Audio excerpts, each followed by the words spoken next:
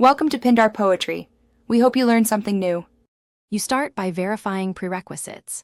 Check your iOS version and the Efootball build so you don't waste time chasing an outdated client. Once done, inspect the official server status and any announced maintenance window so you know if the outage is expected.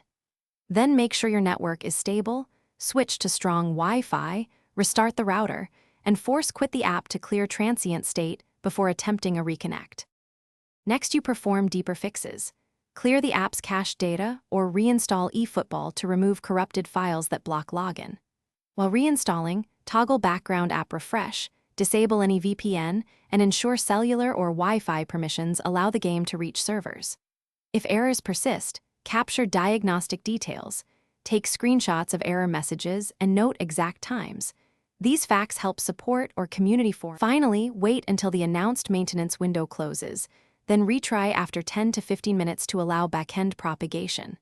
If the problem remains, contact Konami support and provide your app build, iOS version, screenshots, and exact timestamps so they can trace the session. As a final troubleshooting tip, test the account on a second device or an alternate network. If that works, you know it's local to your device or ISP rather than the game servers. Thanks for watching. Consider subscribing if we helped you.